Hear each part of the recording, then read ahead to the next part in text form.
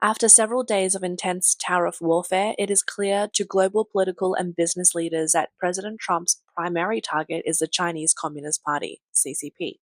While the world focuses on China's unemployment crisis and the potential impact on foreign trade exports, Trump has quietly deployed two lethal blows directly targeting the heart of the CCP's power. On April 9th, U.S. Treasury Secretary Scott Bessent stated that if the trade war continues to escalate and Beijing refuses to relent, the U.S. may delist Chinese companies from U.S. stock exchanges. This statement came during an interview with Fox News where Bessent did not explicitly mention the matter but did not deny the possibility when asked by the host. He said, "Everything is on the table. That will be Trump's decision. I am confident this will be resolved at the highest levels." As of March 7th, 286 Chinese companies were listed on U.S. exchanges with a combined market value of $1.1 trillion. While the number of listed Chinese companies has highly increased since 2024, their total market value has declined in the past month. On the same day, Bessent addressed the U.S. Bankers Association, warning countries that have aligned with the CCP that would be cutting your own throat. He explained that the biggest troublemaker in global trade is China. He compared them to the brooms in Disney's animations, constantly producing and dumping products. During an interview with Tucker Carlson on 5th of April, Bessent also pointed out that China heavily depends on the US market, saying they've just got such a big deficit with us that they need our markets. They can't survive without them. Analysts believe that the Trump administration's strike targets the CCP's grip on power. The Chinese companies listed on US exchanges are essentially cash cows for the CCP elites and have little to do with the average Chinese citizen. Beijing's strong resistance to Trump's tariff policy is exactly what the US president anticipated and hoped for, as the CCP has now fallen into Trump's trade trap. President Trump recently announced a 90-day suspension of new tariffs on all countries except China. Regarding the delay in imposing retaliatory tariffs, Trump explained that over 75 countries did not retaliate against the US and instead reached out to negotiate. The CCP, however, refused to cooperate, forcing Trump to raise tariffs on China to 125%, effective immediately. He added that this decision was due to China's disrespect for the global market. Following Trump's statement, White House Press Secretary Caroline Leavitt told reporters that for those countries, it was a mistake for China to retaliate the president. When America is punched, he pushes back harder. On April 9th, Beijing announced an 84% tariff on U.S. imports in response to Trump's decision to raise tariffs on all Chinese goods to 104%. Apart from China, Trump temporarily suspended tariff actions against other countries, but a 10% baseline tariff remains in place, while others, punitive tariffs, are fully suspended. In the wake of the tariff suspension, U.S. stock experienced a significant rebound. The Dow Jones Industrial Average surged by over 2,000 points on April 9th, rising by 6.2%, with TSMC's ADR up by 7%. White House Deputy Chief of Staff Stephen Miller praised Trump's action on X platform, writing, "President Trump's master strategy, bold statesmanship, and brilliant tactical planning has done more to reform broken international trade in days than anyone has achieved in decades, while economically and politically isolating the global architect of economic aggression, China."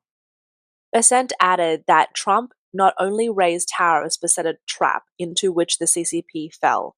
He noted that now Beijing is facing the challenge alone, fully exposed to the world, showcasing its negative image. The escalation of tariffs between the US and China has pushed the two nations towards a full-blown trade war, and both are rapidly decoupling economically. Trump stated on social media, at some point, hopefully in the near future, China will realize that the days of ripping off the USA and other countries is no longer sustainable or acceptable. Will the CCP back down to avoid Chinese companies being delisted in the US? Political figures in Taiwan have shared their views on this. On April 8th, Taipei City Councillor Miao Boya harshly criticized the CCP's stance in the trade war during a political talk show. She sarcastically remarked that the CCP's willingness to confront the US was not due to strength, but rather because of the Chinese people's tragic endurance where eating tree bark is acceptable. She pointed out that senior CCP officials like Wang Qishan had shamelessly boasted to the West that the Chinese people could endure any hardship, suggesting that this submission mentality was the CCP's weapon against the US. Miao slammed this logic, exposing the CCP's cold indifference to its people, treating them as sacrifices to protect its regime. As the trade war intensifies, the CCP projects itself as the only leader fighting the US, with the Chinese Ministry of Commerce responding on April 8th, stating, "If the US persists in its actions, China will accompany them to the end." Miao Boya dismissed this as empty posturing to mask the CCP's already fragile economy. She further revealed that Xi Jinping's position is self-deceptive. Since Trump initiated the trade war in his first term, the CCP claimed to be ready for an 8-year decoupling from the US, but the results are highly questionable. Miao Boya mocked the CCP, saying they were not afraid of economic collapse, but rather confident that the lack of elections will allow the people to quietly bear the pain. In contrast, in the US, price hikes could lead to protest, and a president who falters economically would face impeachment. However, the CCP survives by relying on the people's tolerance. She boldly declared that this confrontation is not just an economic battle, but also a reveal of the CCP's shamelessness, betting on the blood and sweat of the people to undermine US resolve. A financial analyst from Shanghai warned that Xi Jinping is in a dangerous position, caught in a contradiction. If he surrenders to Trump, it would provide his domestic political enemies an opportunity to eliminate him, as his confrontation with the US has effectively burned all bridges. His surrender would leave him unable to justify his action and result in a loss of power, which would lead to his elimination. On the other hand, continue to resist would be equally hilarious.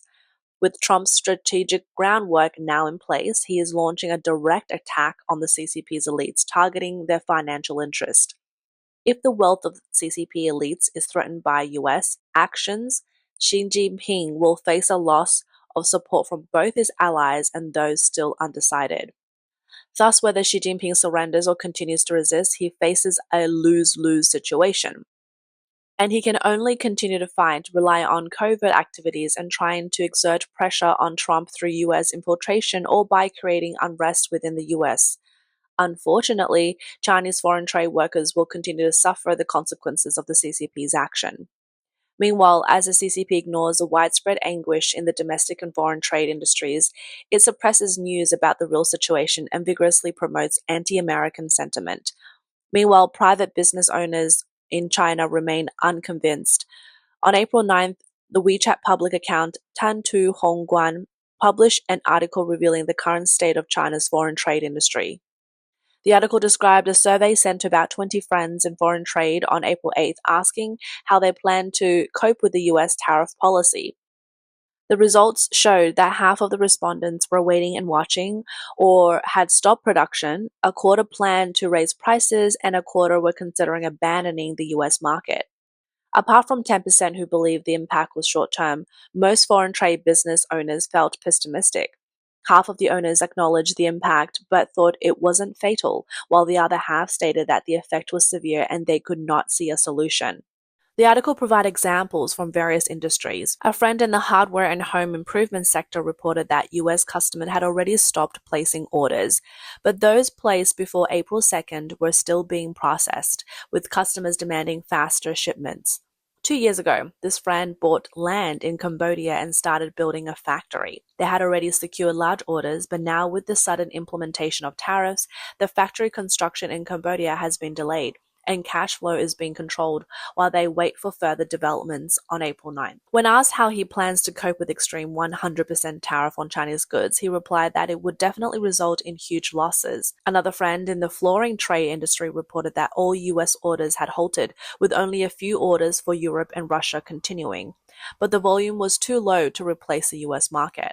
A third example came from a car part company where US clients had expressed willingness to bear some of the tariff costs, but many had yet to make a commitment. They had already suspended plans to build a factory in Thailand. When asked about the potential losses from the 100% tariff increase, one company said that it was already losing money before the tariff hike and it could only wait to see how the situation develops. Earlier, President Trump announced a 54% tariff on Chinese goods, to which the Chinese government responded with claims of retaliation. On April 8th, Trump escalated the situation by imposing a 104% tariff on Chinese products. On Chinese social media platform Weibo, users discussed the anxiety felt by foreign trained professionals when tariff rose to 54%. Many were torn, questioning whether it was still feasible to continue business and whether reducing profits to retain customers was worth it. But when the 104% tariff was announced, foreign trade workers went silent, not expecting the tariff war to end in just 3 days. One user shared, "This tariff increase clearly tells you don't bother anymore." Now, with tariffs reaching 125%, the situation has taken a sharp turn. At the same time, while Trump is using tariffs to aggressively target the Chinese government, he continues to claim that his relationship with CCP leader Xi Jinping remains strong, much to the amusement of many Chinese netizens.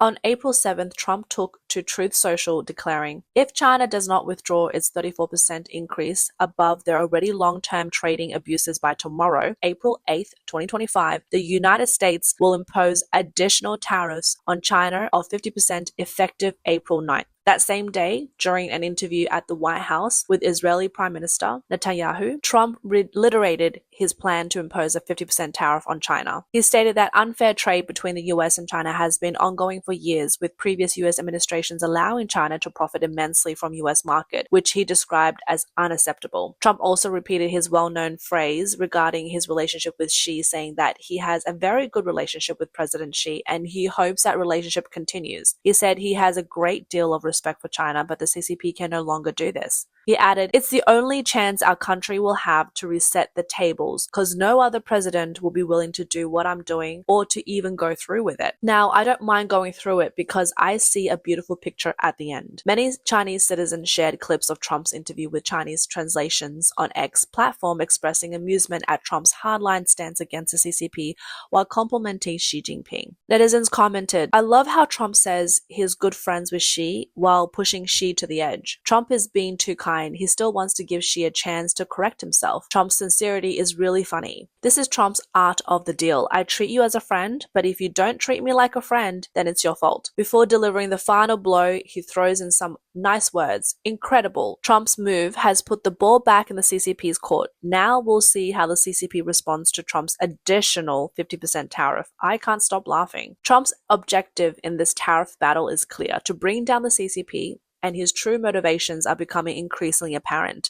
A few days ago, Trump made a move that went largely unnoticed, which involved Switzerland, demonstrating his strategic grasp of Sun Tzu's principles of strike the shepherds first. Recently, Switzerland made a major move by eliminating all industrial import tariffs in one go, including on US goods, and in doing so created 500,000 jobs for the US. However, the US responded with a 32% tariff on Swiss goods, even harsher than a 20% tariff imposed by the EU. The Swiss were left bewildered, thinking, "We cooperated, so why the heavy tax?" Veteran analyst Li Jun explained this maneuver simply. Switzerland is as important to the US as Taiwan. If Taiwan is the US supercomputer, Switzerland is its treasure chest, and now the US is auditing that chest. Lee pointed out that the US tariff war is not about tariffs themselves, but about Trump's style of negotiation diplomacy. Whether it's tax hits or verbal sparring, the US doesn't just want money.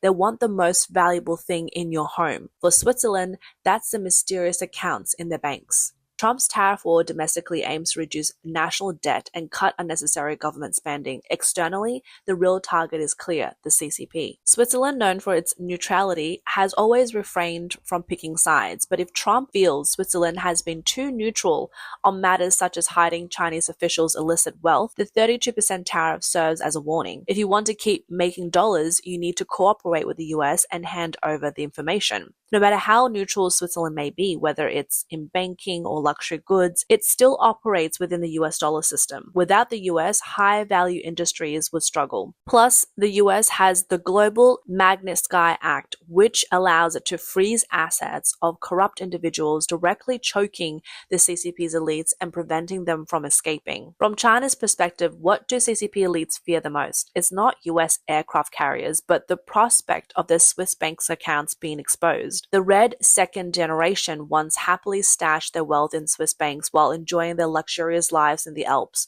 Rolex watches in one hand and champagne in the other. But now, with the 32% tariff slapped down, Switzerland has instantly transformed from a holiday paradise into the US intelligence station. Trump's logic is simple. You love selling high-end watches to me. Then hand over the list of CCP officials' accounts and we'll talk about tariffs reductions. Otherwise, goodbye to your Rolex, Patek Philippe, Audemars Piguet, Omegas, and Swiss chocolates in the US market. In the past, Swiss banks were a safe haven for CCP elites where money could be deposited without question asked. But with the US now stepping in, the myth of Switzerland's financial neutrality has been shattered with a red line.